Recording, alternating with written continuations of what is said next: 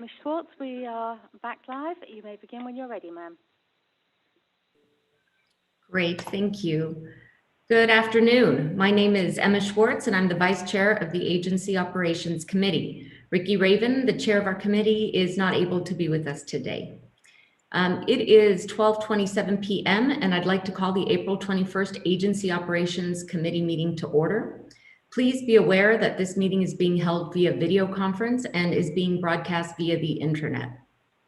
Before we begin, I'd like to take this opportunity to welcome those joining us via video conference and ask that they observe the following etiquette. Please state your name before you speak, mute your phone when not speaking, and keep background noise to a minimum.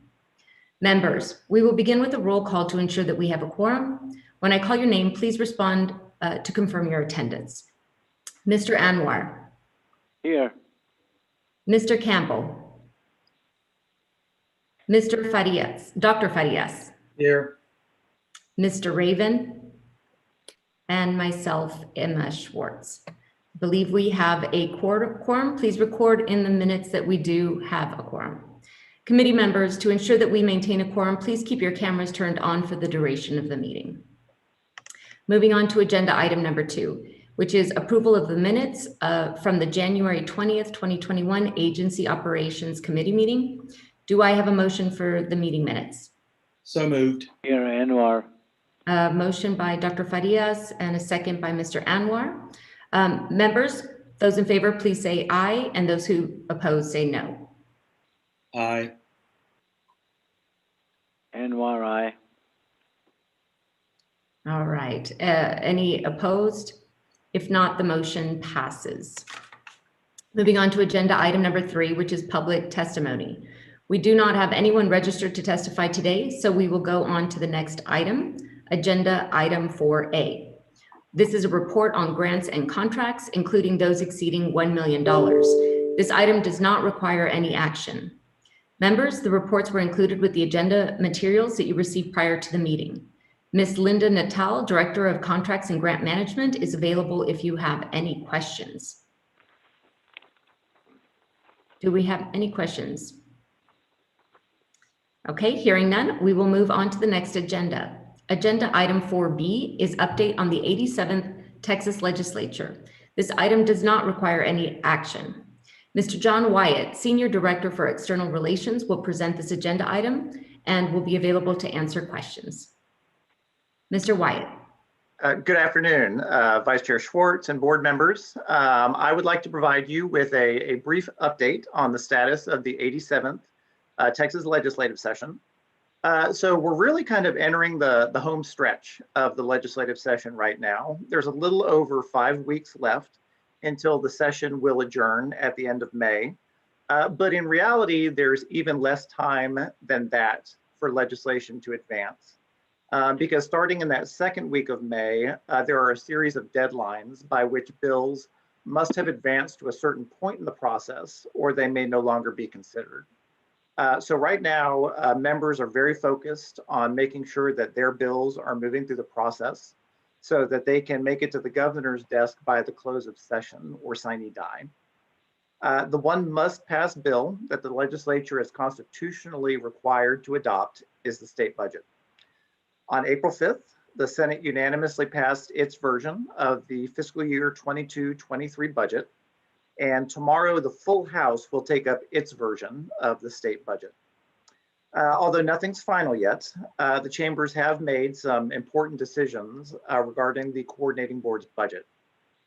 As things currently stand, both chambers' budgets restore the $57 million reductions to Texas Grant, TEG, and TEOG that the agency had to take as part of our 5% reduction scenario mandated in our LAR. And the House budget also provides an additional $110 million across those 3 programs, which would allow them to continue to serve roughly the same percentage of eligible students as the current biennium. This is the amount that we requested as an exceptional item in our LAR.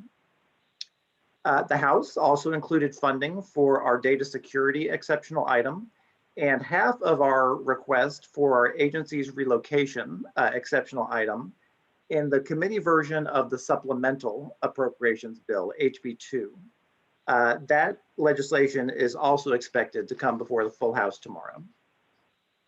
And then the Senate included the same level of funding for our capital complex move in SB1. The Senate budget also includes a $48.6 million increase to our GME expansion grants.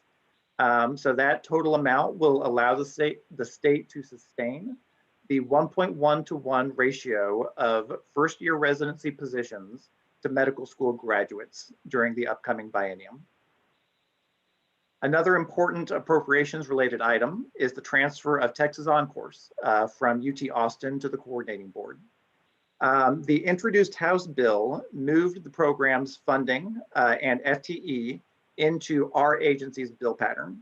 That was not in the introduced bill, but the Senate has since adopted, or it was not in the introduced Senate bill, but the Senate has since adopted that measure in their version. So after the House passes its budget this week, both chambers will appoint conference committee members who will meet to reconcile the differences between the two versions of the bill. On the policy front, Commissioner Keller and our executive team have been a regular presence at the Capitol, helping to inform legislators on higher education bills being heard in committee. Legislators are considering bills on a wide front of higher education issues. Just a few I'll highlight that are of particular interest to our agency. SB 1525 and HB 3625 are bills that would allow institutions to use funds in the Governor's University Research Initiative, or GURI, to lure more early and mid-career distinguished researchers to Texas. As you know, research is a major focus of our 60x30 TX refresh that's currently underway. So that legislation has actually already passed the Senate and is out of the House committee, so it's in excellent shape. HB 4247 and SB 1677 would allow the board by rule to eliminate reporting requirements on institutions if the commissioner finds that there are alternative means of collecting the data or information sufficient to fulfill the requirement. So this is going to help ease reporting burdens on institutions by employing our data resources to meet legislative requirements. This legislation has been approved by both the Senate and the House Higher Education Committees. And HB 2827 would formalize in statute the transfer of Texas OnCourse from UT to the coordinating board. That bill was voted favorably from the House Higher Education Committee, and it was recommended for the local and consent calendar, which is designated for non-controversial legislation. So we will continue to serve throughout the rest of the session as an objective, impartial resource for legislators and their staff. I particularly want to recognize the staff from across our agency who have been hard at work analyzing bills, pulling together data and information, responding to legislator inquiries, and otherwise supporting this agency's work to assist the legislature and doing all of that in addition to their regular duties. We really depend on our entire staff to help us meet the needs of the legislature. The work of this agency is having an impact in helping the legislature make informed decisions regarding higher education funding and policy. And with that, I'm happy to answer any questions you have. Great, thank you so much. I just want to start off by thanking Commissioner Keller, you, Mr. Wyatt, and the coordinating board staff for all of that hard work. I know it's a lot of work and it's paying off. Dr. Farias, did you have a question? I do. Mr. Wyatt, thank you for the reports you sent to our board. I read those with a great interest. Senate, you didn't mention Senate Bill 1490. That came out of committee of the Senate and it's going to the House. That's very important for healthcare education, obviously in our state. So that's the clerkship program in the medical schools. And so that's really important, but there are a lot of bills to track. So yes, I echo Vice Chair Schwartz's comments that thank you for Mr. Wyatt, you and your staff to work on all these and keep an eye on it. And I know the commissioner, knowing myself talking to staff members and senators and representatives, that the commissioner has done a great job in being a resource for their offices, their staff, and his ability to be able to offer his expertise and the coordinating board staff expertise on testifying and helping to educate our legislators and our Texans about the key issues for higher education. So thank you for all the staff does for that as well. Thank you. Thank you, Dr. Farias. Are there any other comments or questions? Okay, thank you, Mr. Wyatt. Moving on to the next item, Agenda 5A is review of the fiscal year 2021 financial report to the board. This item does not require any action. Mr. Ken Martin, Assistant Commissioner for Financial Services and Chief Financial Officer, will present this item to the committee and is available for questions. Mr. Martin. Thank you, Ms. Chairman, and welcome. Good afternoon, members. My name is Ken Martin, Assistant Commissioner for Student Financial Aid Programs and Chief Financial Officer.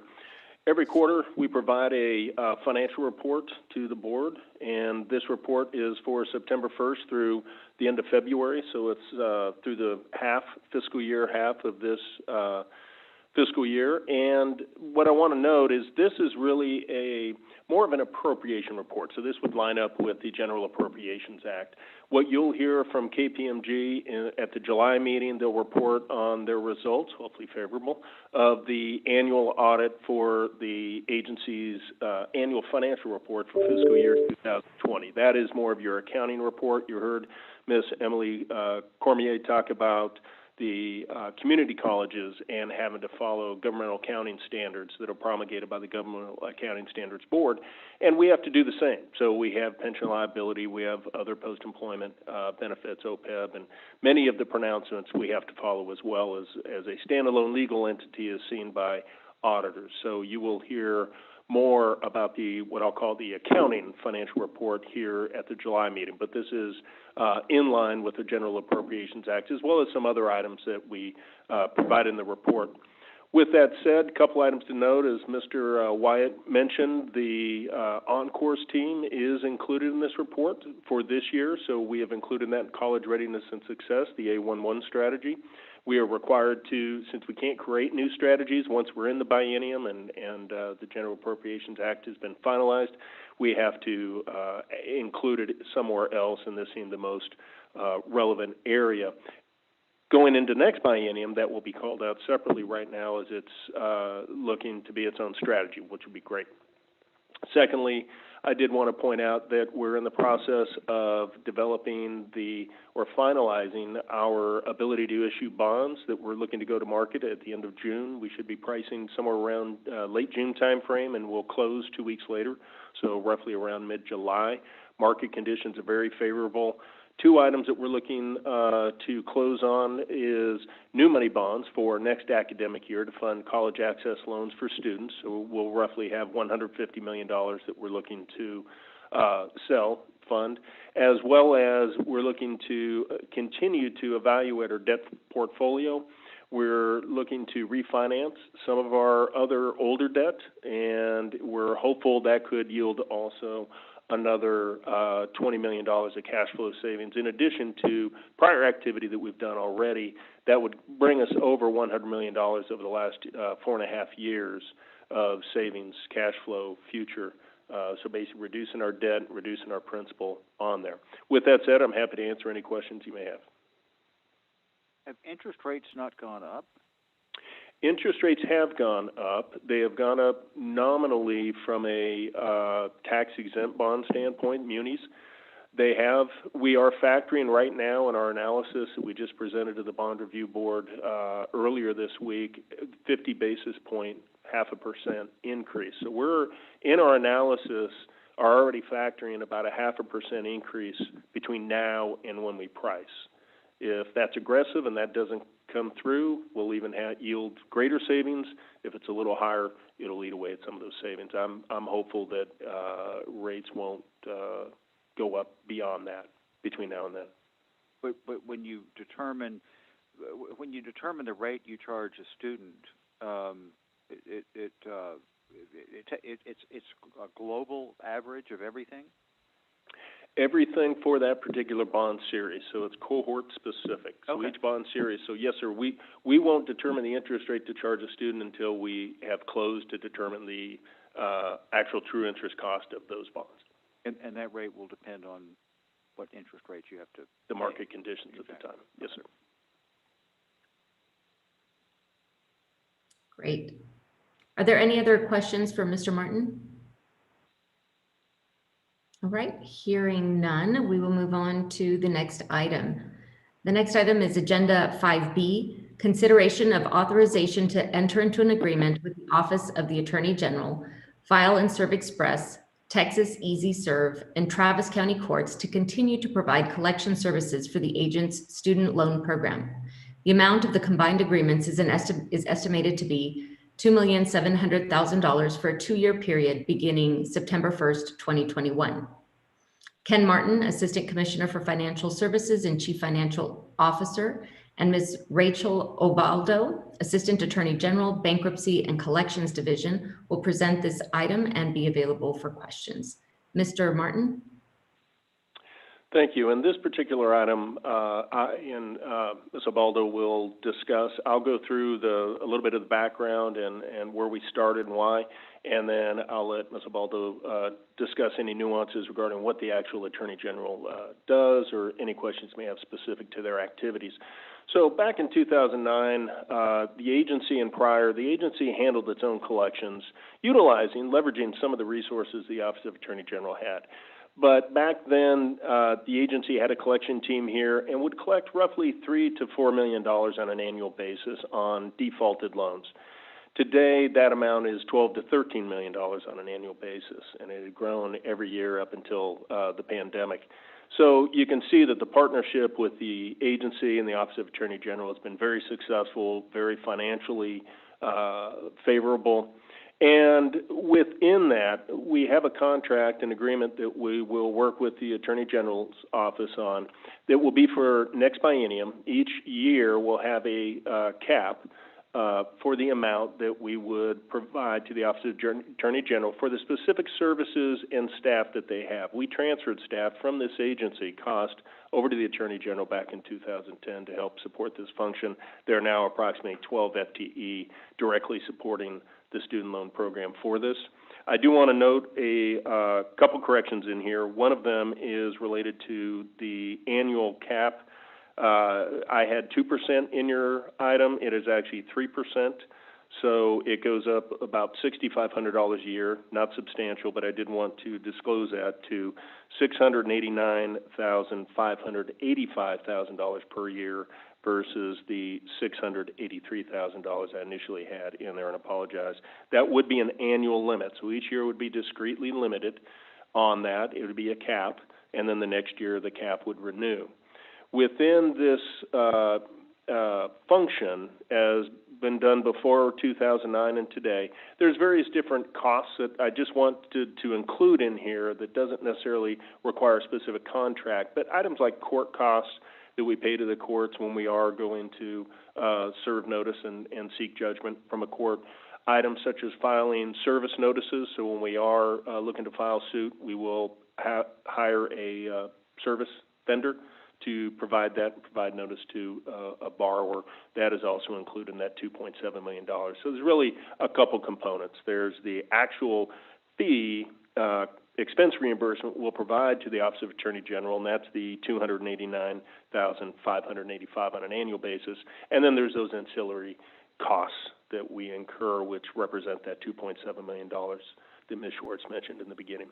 I'm happy to hand it over to Ms. Obaldo, and then we'll open it up for any questions you may have. Ms. Obaldo. Thank you, Ken.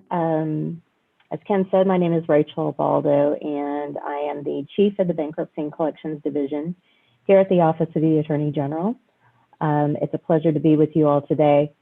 I don't have too much to add to what Ken has already said. I thought I'd provide some highlights from the past year, since this has been a very unusual year for all of us. I'll start with that I'm very pleased to report that our student loan team has averaged collections over $1 million for each month for the past 12 months. Within the past 9 months, we've collected 7 lump sum payments each greater than $75,000, and 3 of those were over $100,000. So our recent collection activity for the past few months is encouraging. It leads us to believe that we are getting back on track to where our collection numbers were pre-pandemic. And then I thought I'd make a comment as far as working remotely, that the Office of the Attorney General has made investments and will continue to make investments in technology that will enable us to continue to work effectively and efficiently from wherever we may be. So overall, it's been a challenging year, but I think we're very hopeful to get right back to where we were if we're not there already. So I'll conclude by saying that our office is looking forward to continuing the partnership with the agency, and I'm happy to answer any questions that anyone may have. So thank you, Ms. I had a question, and my question is probably more for Mr. Martin in terms of budgeting, because we use the money to loan out money, right, to the students. And so my question is, as far as budgeting and looking for the future, since it is, there's all these areas where there's a lot of forgiveness in a way, certain months. So do you see that as a problem leading forward in terms of the budgeting, in terms of providing more loans in the future for students? I don't, actually, because our debt is supported by the loan repayments from the borrowers. Right. And as the collections come in, as well as the regular payments for loans that are active and not in default, that continues to increase. And through some refinancing activities, debt restructuring, we've been able to increase the gap between what we're collecting on an annual basis and what we have to pay for our debt, which is giving us what we'll call excess cash flow. For example, at the end of this year, roughly $50 million we're projecting to be excess beyond our debt requirement. We're required to have next year's debt the entire year in bank by the end of 8/31/21, of which we will have. We actually should have that amount here coming by the end of May.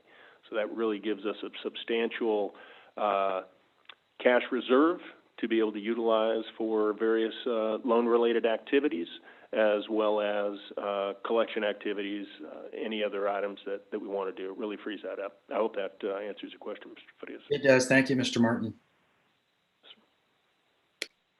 Any other questions? So I don't know if I fully understand that. Yes, sir. Let's just say on a national basis, legislation passes that all student loans forgiven. What does that do? Well, on a national basis, that would be for federal loans. Okay. That would be on federal. We have less than $2 million left of federal loans. We have not issued a federal loan since pre-2010. So it would have no impact to us. It would have to be state legislation. Right now, we cannot forgive state debt.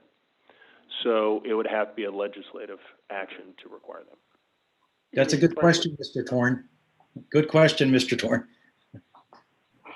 Mr. Wilson? Yeah, any discussion at the state level about doing what the federal government's talking about in forgiveness of loans? Not that I have heard, and not that I believe Mr. Wyatt has heard. Certainly, there's articles. If you consider where the pain point is, where the bulk of the debt is, over 92%, when you hear 1.6 trillion, 1.7 trillion, pick a number, of that number, 92% are federal loans. So really, the item resides around that. Plus, on federal loans, there's not necessarily for particular loans, a credit score. So you could have a student loan with no credit experience at all getting a loan. We have a minimum of 650 credit score. Most of our borrowers or co-signers, if the student does not meet that or does not have a credit score, then they would have to have a co-signer, tippy parent, relative, etc., are in the 700s or above. So that gives us a really level, solid footing. And for example, let's go back on the Beyond Time loan program. Beyond Time loans were to students who potentially could graduate on time in 4 years or with a certain number of semester credit hours. It did not have a FICO score requirement, a minimum. It also did not have necessarily a fixed dollar amount. So our default rate or delinquency rate on those loans, I'll say delinquency, not default, is over 20%. And so you could see on a federal side, I don't know what the delinquency rate is on the federal side, but I suspect it's substantially higher than our roughly 4 to 5% that we experience. Any other questions? And I seek your approval for this contract. Thank you. Members, do you have any other questions? No, I'd just like to make a comment, Vice Chair, and that the program, I've kind of been familiar with it over the past few years, and it's really done a great program. The partnership with the Attorney General's office has really helped a lot in terms of the efficiency and also the generation of getting the money back. So I'd like to make the motion in favor. Great. Thank you, Dr. Farias. Do we have a second? Second. And let me actually repeat the motion. It is a motion to enter into an agreement with the Office of the Attorney General, File and Serve Express, Texas Easy Serve, and Travis County Courts to continue to provide collection services for the agent's student loan program. The amount of the combined agreements is estimated to be $2,700,000 for a 2-year period beginning 9/1/21. We have a motion by Dr. Farias. Do I have a second? Anwar, second. Thank you, Mr. Anwar. Members, when I call your name, please state whether you're voting for or against. Mr. Anwar. Yes. Mr. Campbell. Mr. Farias. For. And myself, I vote for. Mr. Raven is not present. Thank you very much, Mr. Martin and Ms. Obaldo. Okay, moving on to agenda item 6A. We have an update on internal audit reports and activities. This item does not require any action. Mr. Mark Pale, Assistant Commissioner, Internal Audit and Compliance, and Mr. Paul Mayer, Assistant Director, Internal Audit and Compliance, will present this item and are available to answer questions. Mr. Pale? Thank you, Madam Chair. And members, we've completed 2 engagements since our prior meeting in January, and those reports are in your materials today. I'm pleased to report that there were no findings, or these were what we consider Category 1 reports. There were a couple of important subject matter areas that we covered in this work to review the status of corrective actions taken to address identified risks. The first was a review of recommendations made by the State Auditor's Office. In 2019, they performed an audit of performance measures at our agency, and so all of those corrective actions have been implemented. The second report is an ongoing look at the agency's information security program. So in this area, our team looks at the implementation status that is reported by management to you, the board, on the agency's cybersecurity framework and the corrective actions and various initiatives to improve the agency's position with respect to that cybersecurity framework. So what I'm saying is, just like for the briefing that you're about to receive in executive session, we track those prior briefings of that nature and the action plans that management puts forth, and we make a determination as to whether there's accurate and consistent reporting of those matters to you. So again, we're pleased to report that the status of implementation that was reported to you last year for a number of recommendations in this cybersecurity space were reported accurately. That is a very short presentation of what we have for you today. I'll be happy to answer any questions that you may have. Members, do you have any questions? Okay, thank you, Mr. Pale and Mr. Mayart. Hearing no questions, we'll move on to the next item. This is agenda item 6B, a discussion of the statements on auditing standards number 114, the auditor's communication with those charged with governance. Ms. Susan Warren, audit partner with Kpmg, will present this item and is available to answer questions. Ms. Warren. Thank you. And thank you, committee members, for having us today. I'm waiting for the presentation.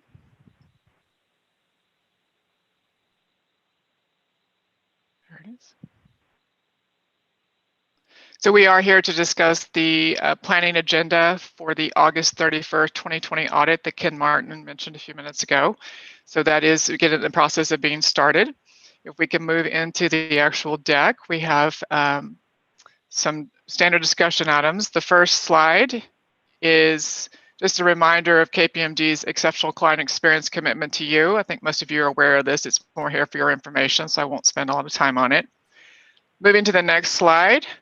This is our client service team. Myself, Susan Warren, as introduced. I do have Shannon Canals on the phone with us today, who's the lead audit manager. And then the other names here are Tanya, who does the IT work, and Bendigo, who does the actuary review for GASB 68 and 75, basically the OPEB and the pension liabilities. And then David is our second partner. KPMG has a policy of having a second quality partner review before we release any financial statements. And then Raven is our lead person in the field who works with the team day in and day out. The takeaway here is these names are the same as they have been, so we got a returning management team. The next slide is, next couple of slides actually, KPMG, I know you've heard me speak about this, is changing our audit platform to be more data and analytic friendly. So moving into the DNA world that a lot of people are already in. We do some of that already, but it's limited in certain pieces of the audit. So our new audit platform that we're trying to let people know about, we refer to it as the Next Gen Auditor, is really doing things with data dumps and things from the general ledger, looking for outliers on a more broader basis than what we're currently doing. So this slide here gives you a picture of that. If you move to the next slide, it gives you a few more details of it. The buzzwords here is KPMG has named it Clara. So if you hear us say Clara, that is our audit tool. We had to come, and don't ask me what Clara stands for because I don't think I know actually, because it's just an acronym that the team came up with. So the KPMG Clara is our new platform. And for a coordinating board, we will be moving to that next year. So this year's audit is in our existing platform, and then you will see Clara tutorials coming forward for the following year's audit. The next slide is from our chairman. Lots of discussion in the world today about racial equality and justice. And so we are also presenting our perspective on that to our clients, along with our values down the right.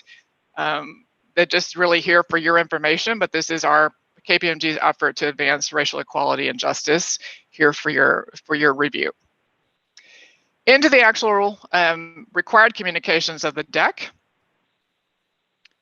The next slide tells you, keep going another one. So summary of audit approach here is the audit has started from a planning perspective, but the second item there basically is that we don't have any matters to report to you at this time. So we've basically done our risk analysis, a lot of the IT work that you would do to kind of lay out the audit process, and nothing at this time that needs reporting to you. The scope of the audit is the financial statement audit ending August 31st, 2020. And with that, we do look at internal controls as it relates to financial reporting, is what that third box tells you. And all the other items are on subsequent slides. So we'll just move to slide 8 and talk about materiality.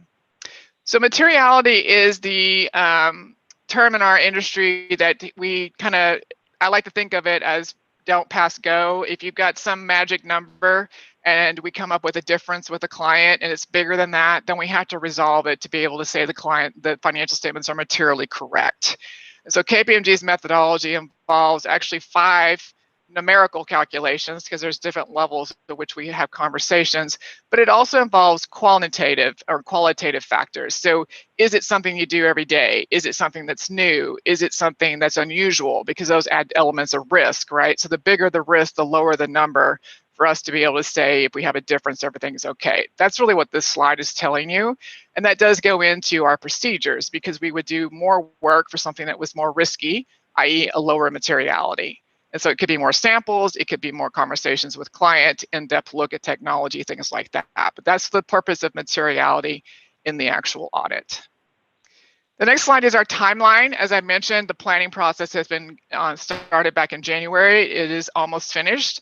The IT work is substantially done so that we have basically an idea that we can rely on the systems, which if we're relying on the systems, that reduces our effort as far as sampling, because we're saying basically the system is processing transactions correctly. And so what we're doing right now in April and May is what we refer to as the stand-up test work. So we're actually picking samples, testing things, looking at the estimates, like we spent a lot of time looking at the allowance estimate, the OPEB and the pension liability estimates, because those are routine, but yet they still include management judgment and bias. So those take a little bit more work other than just sampling. And then the year end over there on the end is when we come back and present the financial statements, as Mark had indicated, or Ken had indicated when we were finished. Risk assessment, just as high-level summary on the next slide here of what we've identified. Shouldn't be any surprises here to you. Management override of controls is always on this slide. It's something that can happen in any client, anywhere. If somebody in management wanted to override a control, it is always possible. So we always look for that and have procedures designed to kind of make sure that we don't see anything like that. And of course, if we did, we would bring it straight back to the committee. As I mentioned, we do spend time with the estimates. There are three: the allowance for student loans, the OPEB, and the pension obligations. And then we do look at the IT systems there on the bottom. This drives into the next slide, which is your significant audit areas. So these are your, if you will, the larger numbers, whether they're size or volume, that we do spend time in just because it makes up the metrics of the financials. But your student loans and related balances, so that would be interest receivable, student loans, but also on the income statement, it's your receivables and allowance expense over there. You have your debt and compliance with debt covenants. We look at that. We also look at the accuracy of the financial assistance expenses. So the grant money that comes in from the legislature that you push out to the schools, did we push that out correctly? And then also we're looking at the grant revenue. Was it recorded when it was given over by the legislature during the certain buy-in? So those are the bigger areas on the financial statements that we do look at always. Involvement of others, as I introduced on the team slide, we do have an actuary in Bendigo who helps us, and he looks at the reasonableness of the assumptions in the OPEB and the pension liabilities. So there are some factors in there that if you change one way or the other, the actual liability number changes. So that's what he's looking at to make sure they're in line with industry standards. Our approach to fraud risk is following this. This is just kind of giving you the ins and outs of what we do, but the takeaway here on this slide is that it is professional skepticism. We do maintain a heightened sense of awareness in that we are doing incremental procedures that may be below our threshold that we mentioned called materiality, but it's kind of keep everybody honest, because what happens sometimes is if management can kind of figure out what those magic numbers are, if they wanted to slide something under it, they would just do it that way. So we never ever just look at the big numbers is really what this slide is telling you. We alter up our procedures. Management doesn't know everything we're going to do every year so that we can keep everybody open and honest from a fraud perspective. Independence on the next slide is just a reminder that we do have managed independence, because we do attest to you when we start the engagement and we finish that we are independent. Independence can involve relationships with affiliates, which is the state for you, honestly, and then changes in directors, changes in management, things like that.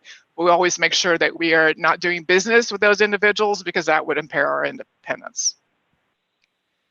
Responsibilities, this is basically what you have hired Kpmg to do on the middle and the left columns on the next slide. It tells you that we are doing all the things we just talked about, having conversations with you with planning. We will come back at the end of the audit and communicate required communications. In between, we work with management to obtain the support to actually do the audit. And on the far right, if for some reason something happened that was negative, those are the top 3 bullets, then we are required to tell you of those negative events. And the bottom 2 bullets tell you that at the end of the audit, our goal is to form and express an opinion on the financial statements. Inquiries. So I'll pause here. Any questions to date? Because this is a slide where I get to ask questions and I need input from the committee. So anything up to this point? I have a question, Ms. Warren. Yes, sir. Yes, so for the newer board members, I just wanted to, you noticed that we have a continuance with the members that you have of the team right now for the coordinating board. So could you just review for the new members the transition and how often you change audit folks in terms of for our particular agency? Sure. So I think you're referring to our rotation policy. Would that be correct? Yes, ma'am. Yes. So our KPMG's policy is that a partner and manager, so that would be Tanya, Shannon, David, and myself, cannot serve a client for more than 10 years. At a 10-year mark, you have to step away for at least 2 years. A lot of people refer to that as the cooling off period. And then, if the situation is, sometimes we return, sometimes we don't. It just depends on the partner who comes in for those 2 years if they want to maintain the business from that perspective. But we can't serve more than 10 years because we feel that it could impair our judgment, or at least be perceived as impairing our judgment of making sure that we're not asking the right questions. So from your team's perspective, Shannon actually replaced a manager who left the firm, I believe, 4 years ago now. So she's only been on the engagement for 4 years. Tanya has been on the engagement for 1.5 years because she replaced the IT director who moved to another service line in the firm. David has actually been on it for 2 years because the quality partner before him, Travis, actually has taken a leadership position in the firm and been relinquished of most of his client service. And then myself, I actually took a 2-year timeout because I did serve you in the earlier years, and so I have been refreshed. Thank you for the recap. Absolutely. Thank you. Other questions? Nope. Okay, so then on to the inquiry slide. Sorry, we lost, thank you. So as far as the first question on there, is anybody aware of any possible violations of laws or regulations that we would need to take up an executive council, with executive council or an executive session to discuss further? I am not aware of any matters. Okay. Significant communications with regulators, more than likely that would be Department of Education or potentially the IRS. Those are usually the two most common ones in your industry. Again, I am not aware. Members? Okay. Okay, hearing none.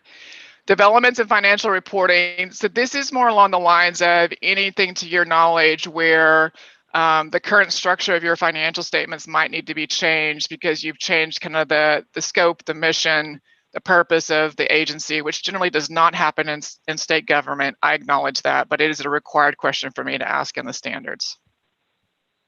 I do not believe so. Okay. Any knowledge of any fraud or alleged fraud with regard to a coordinating board employee that we would need to discuss in more detail?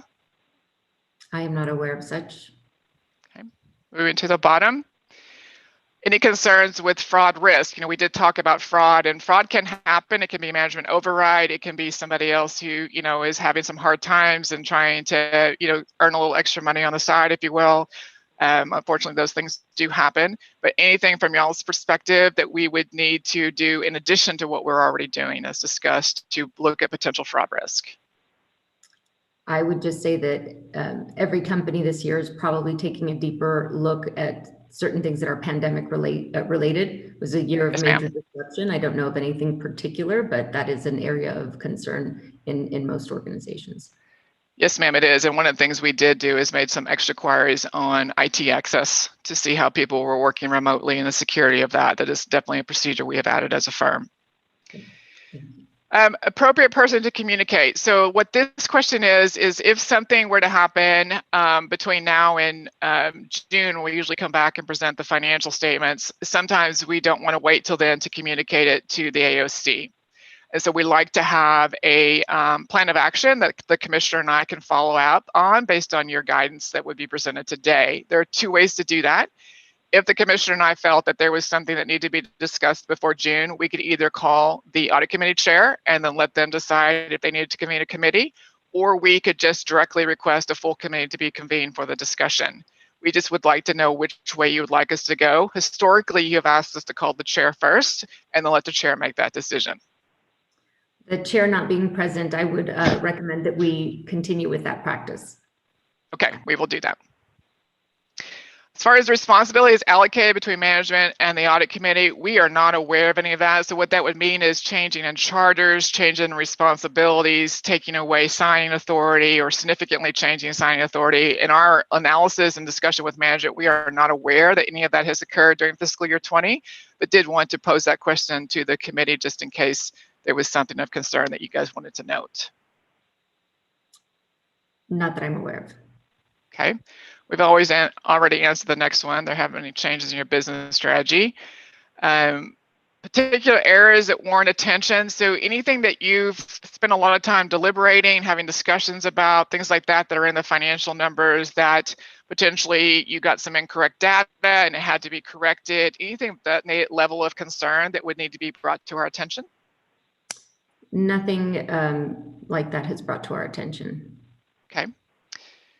And the next one's internal control related. So any concerns with the internal controls at the coordinating board? A lot of those are driven by your IT systems.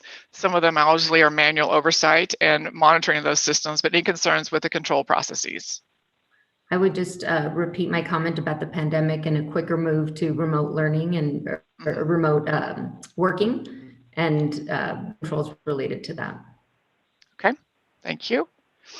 We've actually answered the next two already. We've answered actual laws and regulations. So I think we've actually answered the rest of these. So thank you very much. Any other input from the committee of just areas of concern, risk, thought processes that you would like us to be aware of? Members? Okay. All right. I do believe that concludes our official presentation. Great. Thank you very much, Ms. Warren. Thank you. With that, we will move on to the next agenda item, 7A. It's an update on compliance monitoring reports and activities. This item does not require any action. Mr. Mark Pale, Assistant Commissioner, Internal Audit and Compliance, and Mr. Paul Mayer, Assistant Director, Internal Audit and Compliance, will present this item and are available to answer questions. Mr. Pale. Thank you, Ms. Schwartz. For this item, I will ask Mr. Mayer, my Assistant Director, to walk the committee through our update. Thank you, Mr. Pale. Thank you, Vice Chair Schwartz. We've completed 7 projects since our last AOC meeting in January, and each of the reports are included in your materials. None of the engagements had reportable findings or recommendations. On a related note, because of the increased federal funding that this agency is receiving through stimulus-related funding, we are in the process of expanding our resources for federal compliance monitoring. We currently have 1 FTE that is assigned specifically to federal compliance monitoring for the most part, and this position has been focused on federal funding for the Perkins program. We're in the process of adding 1 additional FTE so that we will have additional capacity to monitor the new influx of this federal funding. The agency has been allocated approximately $175 million of federal gear funding compared to the previous federal funding received of approximately $25 million on an annual basis. And those were primarily funds for the federal Perkins program. In addition, we've been preparing on how we might communicate our work to the board in this area. At this point, our plan starting later this year is to supplement this current compliance update with additional federal compliance work. The federal compliance portion of that update would likely provide summary reporting on the work that we are doing in this area, with actual reports limited to those that include reportable conditions or other issues of note. And that concludes my compliance update. Be happy to answer any questions that you might have. Any questions, members? All right. Well, thank you very much, Mr. Mayer and Mr. Pale. We'll move on to agenda item 8. This is executive session. The committee will meet in closed meeting to deliberate the following matters. Pursuant to Texas Government Code Section 551.076, the board will meet in closed session to discuss security recommendations from a Department of Information Resources contractor. No other business of the committee will be discussed before we convene in the session. The time is now 1:16 p.m. Members, please remain on the Zoom call while staff reassigns you to the executive session breakout room. Please be patient as it may take a moment before you see the pop-up message asking you to join the virtual breakout. You will automatically be moved into the executive session as soon as you click on Join Breakout Room. Thank you.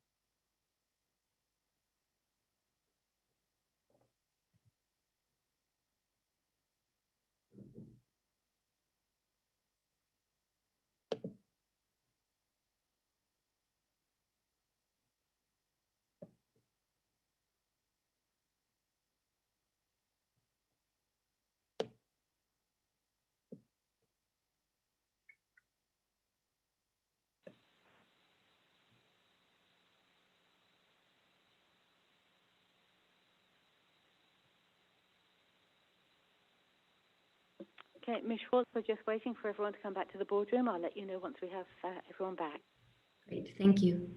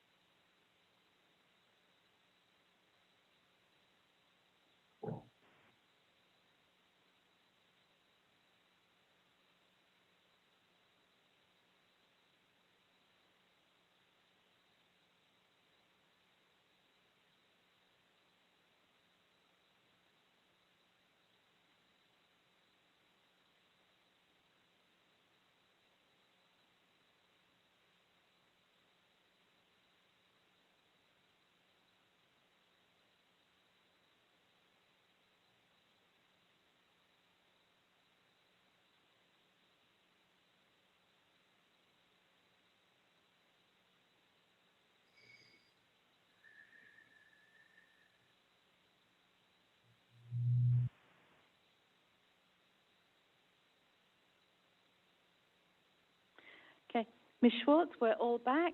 Before you speak, our General Counsel is going to make an announcement.